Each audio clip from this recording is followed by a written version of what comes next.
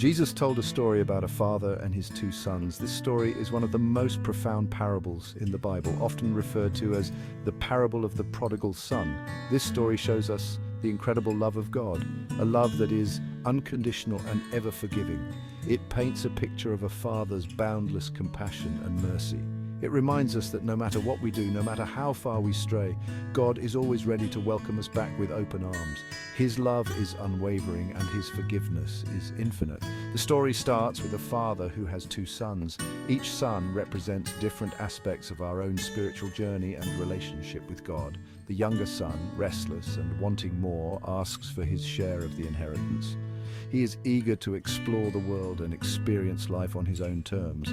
He wants to be free and make his own choices, believing that independence will bring him happiness and fulfillment.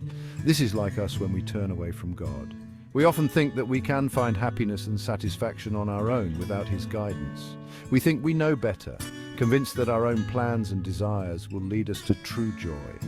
We chase after things that we think will make us happy, whether it's wealth, success, or pleasure.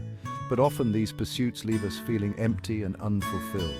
The younger son's journey is a powerful reminder that true happiness and peace can only be found in the loving embrace of our Heavenly Father. The younger son takes his inheritance and leaves home. He travels to a distant land, eager to experience life on his own terms. He lives recklessly, spending his money on fleeting pleasures. Soon his money runs out. A severe famine hits the land, leaving him desperate and alone. He finds himself longing for home, filled with regret for his actions. He realizes that his pursuit of freedom has led him to a place of despair. He has hit rock bottom and sees the consequences of his choices. The son decides to return home after years of being away, lost in his own mistakes and misjudgments. He has squandered his inheritance, and now with nothing left he is filled with regret and sorrow. He decides to ask for his father's forgiveness. He knows he doesn't deserve it, but he is desperate for a second chance. The weight of his actions presses heavily on his shoulders, and he feels the sting of his failures deeply.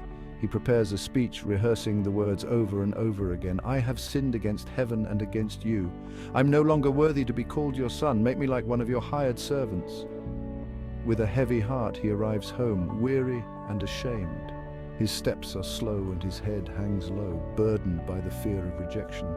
But before he can utter a word, his father sees him from a distance. The father's eyes light up with recognition and a surge of emotions. The father runs to his son, filled with compassion and joy. His heart races with the overwhelming desire to hold his child once more. The son is overwhelmed by his father's response.